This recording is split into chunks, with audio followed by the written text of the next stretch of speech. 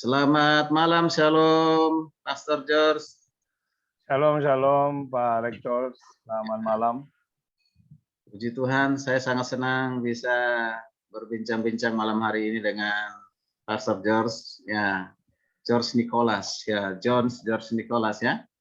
Ya, terima kasih untuk kesediaannya, perkenanannya bisa malam hari ini mengisi kesaksian di program RPKF, Renungan Pengajaran Kataros Ministry, adalah bagian dari pelayanan Sekolah Tinggi Teologi Kataros Indonesia yang memberkati Indonesia, baik melalui doa, renungan, dan juga firman. Dan malam hari ini, ya, melalui program RPKM ini, kami rindu Pastor George untuk memberikan suatu kesaksian hidup dalam panggilan Tuhan, dalam pelayanan Tuhan, mengapa bisa memilih untuk melayani di Indonesia. Bahkan masuk ke Indonesia tentunya bukan karena untuk penginjilan, tetapi yang saya dengar dulu Bapak adalah seorang pemain bola profesional. Ya, pemain bola profesional masuk ke Indonesia dengan gaji yang luar biasa, sangat menggiurkan, ya, 800 juta per 10 bulan. Kira-kira seperti itu, ya. Wah, itu Kira begitu, Pak Rektor. sangat nyaman dan aman itu sebenarnya. Ya, dengan gaji segitu itu luar biasa, ya. Bisa hidup mewah bahkan gitu, ya. Nah, tapi justru meninggalkan profesi sebagai pemain bola profesional dan memilih ikut Tuhan dan melayani Tuhan, menyerahkan diri menjadi pelayan Tuhan. Ya, yang tentunya kalau sudah menjadi pelayan Tuhan itu hebat, luar biasa panggilan Tuhan, ya. Nah, jadi dalam kesempatan ini, ya, kami berikan kesempatannya kepada Pastor George untuk menyampaikan kesaksiannya. Mungkin lebih diawali dulu dengan perkenalan. Silakan, Pastor George. Baik, terima kasih banyak saya ucapkan kepada Tuhan, kepada Bapak Rektor SDT Kataros, Pendeta Dr. Adolf, dan saya mengucapkan terima kasih atas kesempatan yang diberikan kepada saya untuk menyaksikan kebaikan Tuhan dalam kehidupan saya. Saya perkenalkan diri dulu, nama saya lengkapnya adalah John George Nicholas. Saya lahir di Afrika Tengah, di negara yang khususnya disebut Kamerun. Saya hari ini sudah di Indonesia kurang lebih 18 tahun. Dianugerahkan seorang istri dari Indonesia, istri saya dari Manado, dan dianugerahkan seorang anak laki-laki. Saya latar belakang sebagai anak dari keluarga yang bermasalah. Dalam artian saya punya bapak memiliki 3 istri, di mana ibu saya adalah istri kedua. Jadi saya besar dalam sebuah kondisi di mana ada keributan terus-menerus. Ketika saya umur 8 tahun setelah bapak saya meninggal, mama saya ditusuk oleh kakak tiri saya. Sehingga di usia 8 tahun itu usus mama saya keluar, ada di luar tubuhnya. Dan saya di usia 8 tahun ini yang memegang usus itu, sehingga darah dimanapun itu saya teriak minta tolong. Kenapa saya menyaksikan ini? Karena saya besar dengan gambaran itu di dalam memori saya dari waktu ke waktu. Saya orang yang punya dendam dan saya punya cita-cita kalau orang lain mau menjadi presiden atau apapun yang lain, saya dulu akan bunuh kakak-kakak saya itu ketika saya sedikit lebih besar. Itu yang terus-menerus ada di pikiran saya tidur, saya bangun, saya hanya pikir bagaimana bisa saya membalas. Dan di usia itu kita diusir dari rumah keluarga. Sehingga kita tinggal di tempat kontrakan yang disebut di sini kos. Mama saya kebetulan punya 6 anak, saya yang kelima. Jadi di kos itu mama saya dengan 5 saudara yang lain harus tinggal di situ kurang lebih ada 4 tahun. Dan pintu kos itu nggak bisa ditutup karena kaki kakak-kakak saya tentunya mereka lebih besar nggak muat di dalam. Jadi kos di sana berbeda dengan di sini, tidak terlalu modern. Ini kondisi hidup saya di masa kecil sehingga saya anak kecil yang seperti orang Indonesia katakan tidak merasakan masa muda berbahagia. saya tidak pernah tahu yang nama masa muda yang berbahagia itu. Nah, tetapi dalam anugerah Tuhan, Tuhan memberi saya sebuah talenta dalam bermain bola. Sehingga ketika saya sedang bermain dengan teman-teman saya, ya di masa kecil ada orang yang lewat dan lihat saya dan menyatakan anak ini punya potensi, dia mau membawa saya untuk ikut seleksi di tim orang besar. Saya masih kecil, orang tua saya nggak kasih, kakak saya juga nggak kasih, tetapi saya menangis dan endingnya dikasih kesempatan, ternyata puji Tuhan saya diterima. Jadi saya pemain liga termuda di masa itu, saya punya 14 tahun menuju 15 tahun. Sehingga saya punya uang kontrakan pertama, itu yang saya mulai bayar kontrakan untuk mama saya sewa rumah yang lebih layak. Kebetulan setahun saya main 2 tahun, saya dipilih oleh tim nasional Kamerun, usia 17 tahun, saya main Piala Afrika di Guinea. Setelah itu saya dipilih dan dikontrak di Jerman. Jadi saya ke luar negeri, tentunya di Afrika, impian setiap anak-anak muda adalah ke luar negeri. Karena buat kita, di luar negeri itu ada jawaban dari segala persoalan. Maka ketika saya kecil itu ada pendeta dari Yunani, Gereja Katolik Ortodoks, karena itu adalah latar belakang gereja mama saya di mana saya diajak, yang datang dari Yunani dan menubuatkan saya. Dia memanggil mama saya, siapa mama anak ini? Dan dia menyampaikan anak ini akan jadi pendeta. Di masa itu saya tidak mengerti hal demikian. Kenapa? Saya mau main bola untuk dapat uang, bisa sedikit hidupi keluarga, punya harga diri. Endingnya ketika saya kontrak di Jerman, saya mulai main, saya patah kaki, saya pindah di Prancis. Di Prancis lah, ketika saya dalam kondisi patah kaki ini, ada orang yang melihat saya main, orang Prancis yang ada di Indonesia, dia bilang anak ini kualitasnya terlalu bagus. Di Indonesia bisa dapat banyak uang. Makanya diajak saya ke Indonesia, saya masuk pertama kali di negeri ini. Karena bola, saya dikontrak di Banjarmasin, Barito Putra 2 tahun.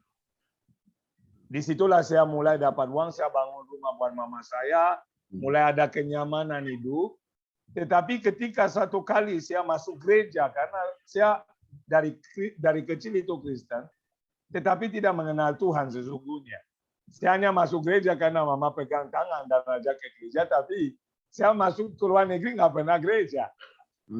Pertama kali saya masuk gereja karena istri saya ajak gereja, karena istri saya waktu pacaran dulu, kalau dia tanya masuk gereja nggak, saya bilang tidak, dia bilang putus. Jadi akhirnya saya mulai akalin, nggak masuk gereja, bohong, masuk gereja. Dia bilang pendeta bilang apa, saya kelabakan jawab, dia putusin saya. Akhirnya saya mulai benar-benar masuk gereja. Satu kali saya masuk gereja itu, ada pendeta yang khotbah. Dan saya dulu duduk di belakang karena saya kan kulit hitam, dulu minder. Ketika belum kenal Tuhan, saya minder. Saya main juga di TV. Tapi kalau mau keluar, saya malu ketemu orang. Karena orang sering bilang hitam, saya malu. Waktu itu pendeta ini karena duduk paling belakang dengan tujuan ketika habis itu amin, saya udah duluan keluar. Dia tunjuk saya dari mimbar, lagi khotbah, dia bilang kamu siapkan dirimu, Tuhan mau pakai hidupmu. Saya udah di belakang, lihat lagi ke belakang, dia bilang kamu yang lihat ke belakang, siapkan dirimu, Tuhan mau pakai hidupmu. Di situ ada seperti aliran listrik yang masuk di tubuh saya mulai menangis. Dan perlu diketahui di Afrika itu menangis itu untuk laki-laki itu pantang. Kenapa? Laki-laki adalah lambang kekuatan. Saya pura-pura angkat tangan untuk hapus dengan baju, semakin banyak air mata keluar. Selesai ibadah ini, pendeta ini menumpang tangan, dia panggil. Pas mau keluar salaman, dia panggil saya, dia tumpang tangan, dia bilang begini, Tuhan, mulai hari ini, rencanamu mulai buat anak ini. Sebelumnya saya pas diberkati pernikahan di Manado, pendeta yang memberkati saya dengan istri lagi berlutut, dia berhenti berkati, dia bilang begini ke istri saya, Popi, karena itu nama istri saya, suamimu ini akan dipakai Tuhan luar biasa. Kalau ada pencurahan Roh Kudus, bawa suamimu ke depan. Saya bilang begini, Pak Pendeta, berkati saya saja, saya mau pulang. Kenapa? Saya dari susah, sudah main bola, sudah terkenal, ada uang. Ngapain urusan dengan pendeta? Saya belum memahami rencana Tuhan dalam hidup saya masih awam dengan hal demikian. Endingnya ketika saya selesai dan dinubuatkan pendeta di gereja, saya pulang. Saya mendengar suara jelas seperti sekarang saya dengar Pak Rektor berbicara. Ada suara jelas bilang begini, Nicholas ambil Alkitab. Sedangkan di dalam rumah saya dengan istri saya, suara kelaki-lakian. Saya pikir suara dari mana terulang. Ketika saya terus berpikir, ada seperti tangan besar dorong saya di Alkitab. Istri saya, karena saya nggak punya Alkitab. Di situ saya buka. Ada ayat. Hidup ini adalah Kristus, mati adalah keuntungan. Buka ayat ini, saya buka Alkitab, ada ayat yang sama di situ. Yesaya 61. Jadi mulai begitu, seperti itu film. Saya bilang ke saya, sini. Dan suara itu mulai ajarin saya. Ayat ini artinya begini. Ayat ini jawabannya begini. Ini mulai saya baca Alkitab setiap hari. Padahal saya pemain profesional. Saya latihan setiap hari, pagi jam 6, sore jam 3. Tetapi setiap hari saya baca. Saya pulang, kadang lupa makan, saya baca. Suara itu ajari. Puncak itu terjadi ketika saya main bola di Persis Solo, di kota Solo. Saya masuk di satu gereja nama GD Keluarga Allah. Ada pencurahan Roh Kudus. Jadi mereka membuat puasa 40 hari. Suara itu muncul lagi. Nicholas ikut puasa.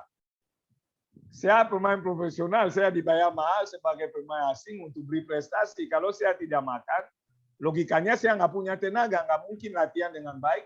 Saya bisa diputuskan kontrak.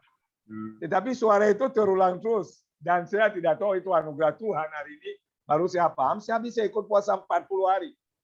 Hanya makan sekali. Isi saya masak itu, sekali saya makan, pagi saya akan makan besok pagi, di jam yang sama.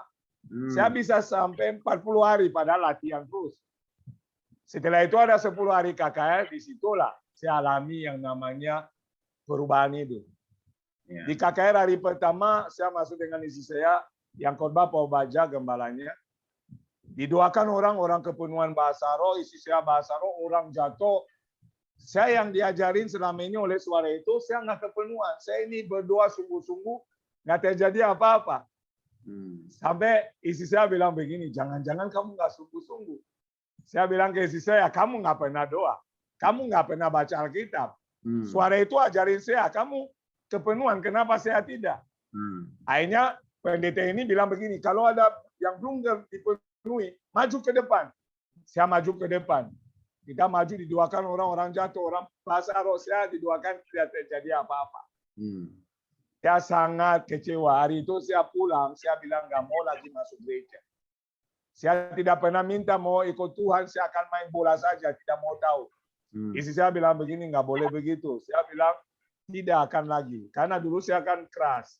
Orangnya di Afrika kita punya watak itu agak keras. Pokoknya kalau tidak. Tetapi di luar dugaan besok pagi saya berangkat lapangan untuk latihan pemanasan, lagi jogging. Suara itu muncul kembali berkata begini, hari ini Nicholas kembali ke sana. Saya keraskan hati. Saya pulang latihan pagi, saya tidak cerita ke istri saya, karena Pak, istri akan suruh pergi. Sore saya mau mulai jogging latihan itu, suara itu lebih keras, nggak tenang. Akhirnya saya izin ke pelatih. Pelatih saya mau ke gereja. Diberi izin. Saya masuk gereja, baru masuk gereja, biasanya kebiasaan seperti anak ortodoks, saya masuk harus buat tanda salib. Saya berdiri, tiba-tiba ada yang khotbah, seorang perempuan yang khotbah. Dia bilang begini, ada anak muda di tempat ini. Tuhan berjanji dengan hamba Tuhan dinubuatkan bahwa Tuhan akan pakai dia. Tetapi hari ini dia kecewa dengan Allah. Dengar baik-baik ini dia katakan. Daud dipanggil, diurapi oleh Samuel, oleh perintah Tuhan. Tapi nggak langsung jadi raja. Engkau tunggu waktu Tuhan, nggak usah kecewa, Tuhan akan menggenapi janjinya. Saya rasa seperti persis itu untuk saya mulai menangis. Saya berdoa, Tuhan, hari ini saya akan menantikan waktu Tuhan, saya nggak akan tanya apa-apa. Saya sukacita pulang habis ibadah ini, saya cerita ke istri saya. Dengan berapi-api, istri saya bilang, kamu menang lotre hari ini. Saya bilang, ya, hari ini Tuhan bicara kepada saya. Melalui seorang perempuan yang khotbah. Hari ketiga saya nggak masuk latihan, saya izin ke pelatih kembali. Saya hari ini ada kegiatan. Hari ketiga ketika saya masuk gereja, belum mulai ibadah. Keyboard lagi main. Saya alami yang namanya kepenuhan Roh Kudus. Ini perubahan hidup saya lihat Yesus duduk di depan saya, persis di depan saya. Ada wajah pakai baju putih, wajahnya bersinar, bilang begini, Nicholas, kamu mulai meragukan saya.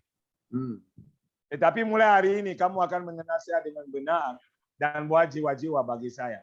Saya mulai berbicara dengan dia, Tuhan, kamu kiri, saya kiri, kamu kanan, saya kanan. Mulai hari ini saya akan ikut Tuhan terus. Mulai bicara, tiba-tiba saya mulai ada bahasa yang aneh keluar dari mulut. Dulu kan saya berantem sama istri saya, Pak Rektor, karena hal ini. Istri saya bahasa roh itu, saya marah itu dari setan itu. Ngapain itu? Dia nangis lagi berdua, saya bilang orang nyanyi ke Tuhan harus bersuka cita, kalian kok nangis-nangis. Sering ribut untuk itu. Hari itu saya alami. Nggak berhenti-berhenti. Sama sekali, saya 2 minggu, badan gemetar tidak berhenti. Sama sekali. Saya telepon pendeta yang membuat saya itu, dia bilang ini yang saya sampaikan yang lalu. Tuhan mulai mau pakai kamu. Saya pergi tanding di Papua, nggak berhenti. Di pesawat bahkan saya goyang begini, pramugari pikir saya kedinginan. Dia bilang mau dikasih selimut, selimutnya terbang aja. Nggak berhenti sama sekali, saya mulai ketakutan. Orang kepenuhan Roh Kudus nggak begini. Kenapa saya begini? Saya suruh isi saya telepon, ada pendeta di Magelang, yang dulu membuatkan saya juga. Dia bilang begini, ketika pulang dari Papua, kembali ke gereja itu, minta pendeta itu doakan kembali, ceritakan ceritamu. Saya pergi ke sana, pulang ke Solo, saya ketemu Pak Obaja, saya cerita, dia tumpang tangan, berhentilah getaran itu.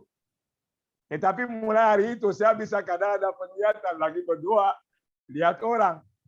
Tuhan bilang pergi ke rumah itu, bilang ke dia berhenti untuk selingkuh. Saya pergi bilang orangnya jatuh. Saya juga bingung, apa-apaan ini. Lagi ibadah di gereja, pergi bilang ke perempuan ini, harus bertobat, dia harus tinggalkan suami orang. Saya pergi bilang, mulai nangis, Tuhan ampun. Saya juga mulai bingung, sampai saya bilang begini, ngapain kamu berdiri, kamu bikin malu saja. Saya bilang, bukan saya berdiri. Suara itu bilang berdiri sendiri kok. Nah, ini mulai terjadi Pak Rektor, pelan-pelan. Saya mulai berdoa kadang 6 jam, tidak berhenti. Orang telepon, istri saya bilang lagi berdoa. Setelah 2 jam telepon, masih berdoa. Orang pernah bilang begini, apa-apaan itu doa begitu? Berdoa terus. Akhirnya satu kali saya sedang berdoa, suara itu kembali kepada saya. Ada suara begini, Nicholas, berhenti main bola, layani saya. Saya diam, berhenti main bola, layani saya. Hari itu juga, saya keluar kamar, saya panggil istri saya suruh duduk. Tuhan suruh saya berhenti main bola. Hari ini saya berhenti main bola, akan ikut Tuhan. Istri saya itu Kristen dari awal. Istri saya itu biasa di pelayanan. Istri saya bilang, tidak boleh berhenti. Saya bilang, tetap saya berhenti. Suara itu bilang berhenti. Istri saya mau menceraikan saya, Pak. 1 tahun 4 bulan rumah tangga saya goncang. Saya mau diceraikan, istri saya nggak terima. Pendeta juga banyak kerja, kok saya bilang suara itu bilang berhenti. Saya berhenti sampai hari ini, itu titik saya balik hidung saya berhenti. Sampai detik ini. Jadi ketika saya berhenti, disitulah istri saya mau jual mobil untuk pergi ke kampung ngurus cerai. Bayangkan mobil tidak bisa showroom beli, nggak ada yang mau beli. Tutup, semua pintu tertutup. Akhirnya kita bergumul setelah 1 tahun 4 bulan, Tuhan jamai istri saya, baru ada sebuah kejadian, kalau cerita agak panjang. Istri saya di situ dia bilang itu, dia menangis, saya Tuhan benar-benar bisa diandalkan. Kalau Tuhan mau pakai kamu, saya dukung. Terserah Tuhan aja. Itulah pertama saya masuk Petamburan untuk mulai belajar tentang yang namanya firman Tuhan. Karena saya nggak mau sesatkan orang. Saya belum jadi hamba Tuhan, saya diundang kesaksian khotbah di gereja-gereja. Dan disitulah panggilan mulai. Saya mulai doakan orang-orang pulih, saya kasih di gereja. Saya mulai layani orang punya masalah, orang mulai datang ke rumah, orang pikir saya dukung. Saya layani, ternyata pulih juga. Bawa ke gereja. Berulang kali hal ini terjadi, sehingga lama-kelamaan ada satu waktu tertentu di mana ada orang yang berdoa. Di seminari itu ada seorang yang mementoring saya, seorang ibu Bettina Munte. Dia berkata begini, Pak Nicholas, saya ada mimpi, Pak. Biasanya Papa diundang KKR itu, tetapi ini di hati saya itu, saya lihat Papa depan banyak orang, tetapi sepertinya bukan KKR, Pak. sepertinya Bapak harus mulai pikir untuk gembalakan. Saya bilang tidak, Bu. Saya dulu takut gembalakan. 2 hari berselang ada pendeta yang lain yang bahkan bukan di seminari, di luar, telepon saya. Dia lagi tidur malam mimpi, saya depan banyak orang. Kayaknya bukan KKR, Pak, tapi ini jelas Bapak mau jadi gembala itu harus mulai, nggak usah mundur. Saya tolak lagi. Yang membuat saya mulai menguji itu teman saya seminari, satu teman yang dalam tanda kutip secara rohani itu kita sebut itu agak brengsek. Dia benar nggak ada nilai rohani. Dia bilang ke saya besok paginya begini, Nicholas, kamu lah ini orang kasih di gereja. Tapi lihat kan, orang dari Buddha itu kembali lagi Buddha, kenapa nggak dibimbing dengan baik? Kalau Bapak yang gembalakan, bisa Bapak arahkan mereka. Saya pikir kalau dia ini yang nggak rohani, omong al-rohani begini, apakah benar ya? Disitulah saya ambil puasa, Pak Rektor. Saya ambil puasa 3 hari, 3 malam, nggak makan, nggak minum. Saya puasa hari pertama, saya tidak dapat apa-apa. Hari kedua, saya tidur, tiba-tiba saya dapat itu mimpi yang jelas. Saya lagi ada ruangan kecil itu, lagi lap itu luka borok seseorang, isi saya kasih minum. Di ujung ruangan yang sama itu ada seorang yang kurus kering, tulang-tulang di sini kelihatan. Dan disitulah muncul suara begini, Nicholas jangan tunda lagi. Saya kebangun dari tidur itu. Baru saya mulai berdoa, Tuhan, kalau ini benar dari Tuhan, Tuhan memberi petunjuk selanjutnya. Teman saya ada yang mau sponsorin, saya nggak mau. Kenapa? Biasanya orang bayarin mau atur kita. Saya bilang, Tuhan, kalau benar-benar Tuhan panggil saya untuk melayani Tuhan, Tuhan menyediakan segala keperluan, mau gedung, mau kebutuhan apapun. Pak Rektor, nggak ada seminggu saya khotbah di gereja sebagai undangan, pulang gereja doakan seorang ibu. Ibu ini ambil nomor saya di gembalanya, dia telepon saya. Mau kasih saya keyboard, padahal saya tidak bisa main keyboard. 38 juta. Saya bilang, enggak Bu, saya nggak bisa main keyboard. Tuhan suruh saya kasih keyboard buat Bapak. Akhirnya saya ambil keyboard ini, Pak. Nggak bisa main, saya taruh tanda pertama. Yang kedua, saya alami isi seorang teman. Alami jawaban Tuhan. Dia cerita ke orang lain telepon saya. Orang ini sediakan gedung bagi kami. Pak, Tuhan suruh saya kasih gedung buat Bapak. Ini gedung yang kita pakai sampai hari ini. Kurang lebih 5-6 tahun kita layani. Orang kasih semua yang ada di gereja, orang yang kasih. Nggak ada yang saya beli atau gereja beli. Disitulah saya memahami, oh benar ini rencana Tuhan. Akhirnya semua sudah tersedia, makanya saya kelas S2, dosen saya, kita sedang sharing. Dia tanya, Bapak gembalakan di mana? Enggak gembalakan, Pak. Tetapi Tuhan suruh saya untuk buka gereja, tapi saya masih berdoa. Akhirnya diperkenalkan saya kepada bapaknya. Ternyata bapaknya ini adalah ketua BPD yang pembina saya sampai hari ini. Disitulah saya akhirnya mulai masuk dalam koridor gerejawi. Saya ditabiskan jadi gembala, dan dalam visi-misi Tuhan menaruh di hati saya satu hal. Nicholas, hidupmu adalah untuk menjadi berkat. Maka moto saya dalam pelayanan adalah lebih berbahagia memberi daripada menerima. Maka hidup saya sampai hari ini kurang lebih 5-6 tahun dalam pelayanan sebagai gembala. Dalam pelayanan sepenuhnya udah 12 mau 13 tahun.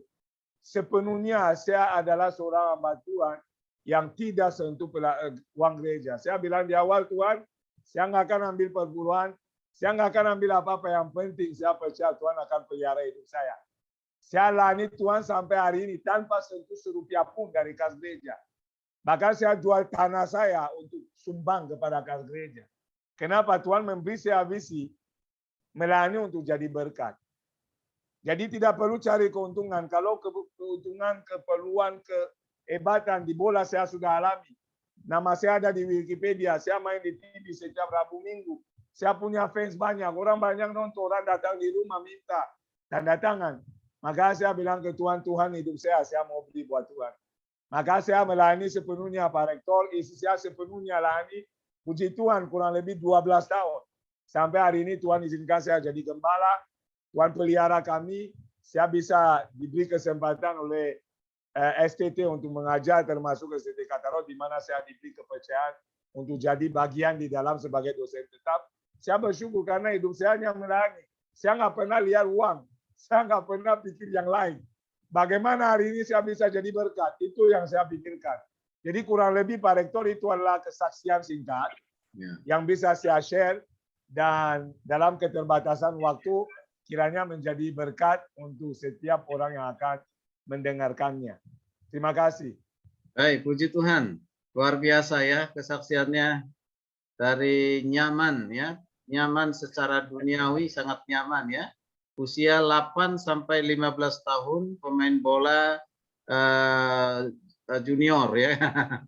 Ya, sudah dipakai main bola di Kamerun ya. Di Kamerun sehingga Betul, Pak. difungsikan sampai usia 17 tahun tadi ya, usia 17 tahun masuk ke mana tadi? Ke tim nasional Kamerun. Ya, Main Piala Afrika. Kamerun ya. Nah, waktu jadi tim nasional Kamerun waktu itu sudah dapat berapa Pak untuk apa namanya, gaji sebagai pemain bola profesional? Ya. Kalau tim nasional itu tidak pakai gaji, Pak Rektor. Oh, Dia ada yang namanya itu diberi sumbangsi itu setiap kita itu apa namanya kompetisi itu bisa ada sekitar kalau uang Indonesia ya sekitar 1 M lebih.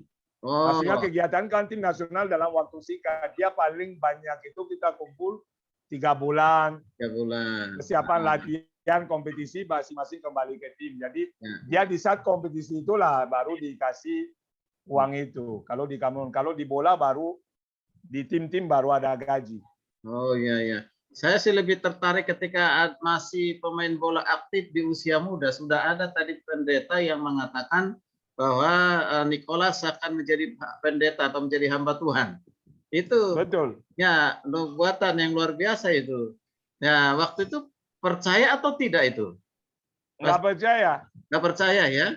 Ya, nggak Justru percaya. 3 kali yang dinubuatkan itu, satu orang Yunani yang datang di Afrika, saya sama sekali nggak tertarik karena saya mau keluar negeri, jadi punya uang, Pak. Karena latar belakang saya kan susah, mama saya diusir dari rumah keluarga. Jadi saya mau keluar. Jadi yang kedua, apalagi ketika saya menikah dengan istri saya udah berhasil jadi pemain bola terkenal, punya uang. Saya tolak mentah-mentah, saya bilang berkati aja, saya mau pulang, saya mau pergi main bola. Yang ketiga baru saya mulai ada tanda ke aliran listrik itu baru mulai sedikit pikiran terbuka, tapi percaya belum, Pak. Waktu penglihatan itu ya, penglihatan waktu pas apa tadi saya nggak salah pada saat latihan ya, ya ada penglihatan ya, yang melihat langsung. Kalau lihat penglihatan itu di gereja, Pak. Oh, di gereja. DB Keluarga Allah di Solo. Di gereja ya. Lagi ibadah. Lagi ibadah. Ya ibadah ya. Itu luar biasa. Jadi baru di panggilan yang ketiga ya, baru menyerahkan diri, itu pun belum total ya. Betul, Pak Rektor, betul. Ini luar biasa ya. Jadi memang kalau Tuhan sudah memilih, menetapkan, tidak bisa lari dari panggilan itu. Sekalipun kita berusaha untuk melari seperti Yunus, Tuhan tetap kejar. Makanya Pastor Nicholas ini tetap Tuhan kejar kemanapun. Itu luar biasa. Harus keluar dari zona nyaman secara duniawi. Siapa yang tidak butuh uang yang banyak? Kan? Wah, apa saja bisa dia inginkan bisa dapatkan ya dengan uang sejumlah itu. Tapi luar biasa, Bapak berani meninggalkan itu semua, sekalipun istri, ibu ya tidak setuju pada saat itu, dan sehingga pergumulan cukup lama. Berapa lama sehingga istri 1 tahun 4 bulan. 1 tahun 4 bulan. 1 tahun 4 bulan baru istri mau menerima ya, menyerahkan diri untuk sebagai pelayan. Gitu. Padahal awalnya istri yang membimbing, mengarahkan, bawa ke gereja ya. Istri mau menyerahkan diri untuk melayani, dilarang. Ya, dia wajar. Kalau seorang ibu khawatir nanti dapur tidak menyala kan gitu. Kekhawatiran nanti mau jadi hamba Tuhan mau dapat apa kan gitu kan. Betul, Pak Rektor. Gitu ya. Nah, padahal sampai hari ini luar biasa pemeliharaan Tuhan ya. Tidak pernah ditinggalkan, dibiarkan, ya, tetapi dicukupkan. Bahkan segala sesuatu yang dibutuhkan dalam pelayanan disediakan. Ini berarti satu aturan Tuhan yang luar biasa ya. Ketulusan, kemurnian hati dari Pastor George Nicholas untuk menyerahkan diri untuk melayani Tuhan di Indonesia. Tapi pertanyaan saya, ya ini Pastor, Ya, mengapa memilih di Indonesia? Nggak kembali ke Kalau Kamerun? Ya, saya tidak memilih, Pak Rektor. kalau tidak memilih tapi ditetapkan Tuhan yang menetapkan di sini, Pak Rektor. Kalau untuk pulang ke Kamerun itu, memang di sana seperti tadi disampaikan masih terlalu banyak PR. Karena ketika saya kembali tahun 2017, terutama keluarga saya itu menyembah berhala, Pak. Iya, iya, iya. Nah, itu pergumulan yang saya punya itu, puji Tuhan oleh anugerah Tuhan, mama saya, saudara saya sudah lepaskan berhalanya. Karena saya menunjukkan ayat melalui online seperti ini, melalui WhatsApp. Mungkin ayah doakan mau lepas, nggak lama-lama lepas. Puji Tuhan, tetapi di Kamerun itu masih terlalu terikat dengan berhala, termasuk pendeta ke dukun juga. Oh, Dia gembalakan, dia khotbah minggu, keluar gereja dia ke dukun, itu di sana banyak. Jadi itu jadi sebuah beban.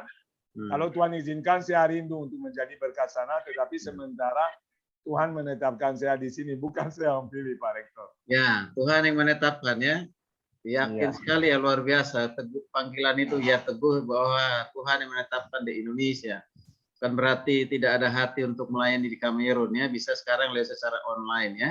Puji Tuhan, keluarga semuanya sudah di dalam Tuhan ya.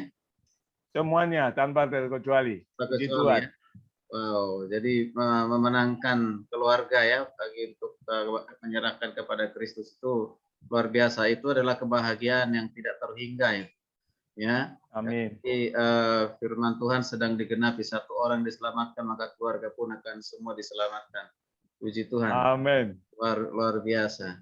Ya, ya. Lalu berikutnya ini, ya apa visi dan misinya seorang hamba Tuhan George Nicholas ini ke depan ini? Apa yang mau dilakukan ini? Ya, sehingga orang bisa ikut mengambil bagian dan meneladani ya. Wah, ini luar biasa ini. Apa namanya? Ya, seorang yang hamba Tuhan yang meninggalkan rasa nyaman, menyerahkan diri menjadi menjadi pelayan Tuhan itu tidak mudah ya. Apalagi pasti sudah pernah mengalami namanya tantangan, bukan saja satu tahun 4 bulan bersama dengan istri keluarga, tapi juga mungkin banyak tantangan-tantangan yang lain. Bukan saja tantangan, tapi juga ada godaan-godaan, gitu ya. Terutama godaan itu pada saat Tuhan izinkan, ya, karena kita memberitakan Injil, mungkin kita disalah mengerti, ditolak, atau kita mungkin tidak punya dana yang cukup untuk melakukan pelayanan penginjilan. Nah, bagaimana semuanya menyikapi itu? Silakan, Pastor. Ya, baik. Jadi kalau saya dalam panggilan ini punya visi, membawa orang itu memahami bahwa hidup ini bicara tentang menjadi berkat buat orang lain. Makanya kebetulan oleh anugerah Tuhan, saya pun dianugerahkan yayasan oleh seorang pengacara yang saya tidak kenal, yang Adi di saat saya khotbah Natal di sebuah kantor, dan kebetulan Tuhan menggerakkan dia untuk buka yayasan. Dalam perkataan dia, katanya kepada orang yang punya kantor, pendeta ini tulus. Dia pendeta ini jadi berkat buat banyak orang. Jadi saya sering itu melalui ini membantu orang. Saya sekolahkan orang padahal kita nggak ada uang. Jadi kita sendiri terbeban untuk orang lain. Jadi visi saya adalah menunjukkan kasih Tuhan itu melalui tindakan yang nyata, Pak. Jadi bukan saja dengan khotbah di gereja, saya lebih senang itu menolong orang yang membutuhkan, terlebih karena latar belakang saya adalah orang yang tertolak. Saya dari keluarga yang begitu besar karena saya 23 saudara yang resmi dalam akte nikah. Papa saya, karena dulu bisa. Yang di luar pernikahan ada 427. Jadi kita ini keluarga yang anak kandung mama saya 6 orang telah diusir dengan mama itu dari saya umur 8 tahun. Jadi rasa ini tidak punya tempat tinggal, rasa itu tertolak, rasa hidup susah seperti Pak Rektor bilang itu, saya pernah tinggal di jalanan. Jadi sehingga saya punya hati untuk bagaimana caranya untuk gereja itu atau orang percaya itu kita ini menjadi berkat melalui tindakan di luar. Ini visi yang saya rindukan. Itu hati saya walaupun masih terbatas karena memang biaya belum ada, dan saya percaya Tuhan akan menyertai dan menuntun. Terlebih yang penting melalui itu orang bisa mengenal Kristus, itu goal yang paling tertinggi yang saya miliki. Ya. Oke, itu luar biasa ya. Jadi prinsip pelayanan yang pastor gunakan seperti yang dilakukan oleh Yesus, ya. Aku datang bukan untuk dilayani, tetapi untuk melayani. Amin. Luar biasa ya. Jadi kehadiran selalu berbagi kasih, bukan dengan khotbah di mimbar, tetapi ada di lapangan, yang sesuatu yang nyata dikerjakan, dilakukan, dirasakan, dinikmati oleh orang lain, sehingga mereka bisa melihat Yesus hidup di dalam kehidupan kita. Begitu ya, Pastor ya? Betul, Pak Rektor. Itu luar biasa. Jadi memang udah saatnya ya para pendeta atau hamba Tuhan, pastor bukan lagi ya mengharapkan pemberian jemaat, justru kita memberdayakan jemaat supaya mereka ya mengambil bagian dalam pelayanan gitu ya. Kita Betul. mendukungnya ini luar biasa, berbagi kasih. Ya, kasih itu bukan hanya dengan ucapan katanya Yohanes ya, 1 Yohanes 3:18 ya. Ya, hendaklah kasih itu jangan hanya dengan perkataan ataupun ucapan, tetapi harus dengan apa perbuatan yang nyata, kasih yang nyata, tindakan yang nyata. Itu tadi yang saya dengar dari pastor, luar biasa. Mungkin ada suatu ajakan kepada pendengar RPKM barangkali untuk supaya mereka bisa mengambil bagian juga untuk menyerahkan diri dalam panggilan yang mulia untuk melayani Tuhan. Silakan, Pastor. Pesan atau ajakan yang bisa saya sampaikan ke siapapun juga adalah khususnya untuk yang sudah percaya, jangan sampai menjual Yesus. Jangan sampai meninggalkan Yesus.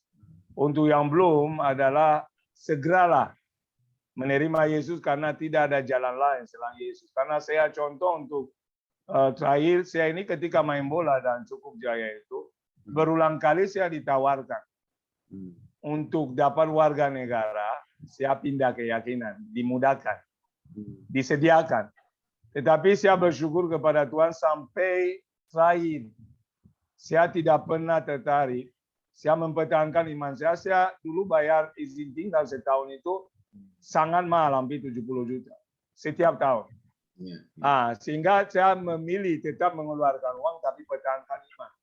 Dan puji Tuhan tahun 2018 saya menerima warga negara dengan sendirinya. Tanpa menyuap, tanpa keluar uang, dengan prosedur normal.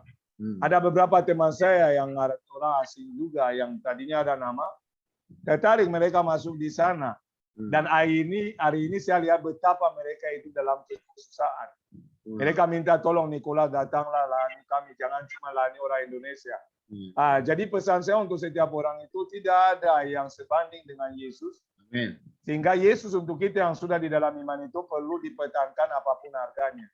Untuk yang belum, saya berdoa supaya Tuhan seperti menjamah saya atau orang lain dapat menjamah saudara kita yang masih di luar iman sehingga mereka bisa masuk dalam kasih karunia Allah dan menikmati kebaikan-kebaikan Tuhan. Karena di dalam Tuhan itu saya merasakan damai sejahtera. Saya punya uang banyak di bola itu nggak pernah enjoy.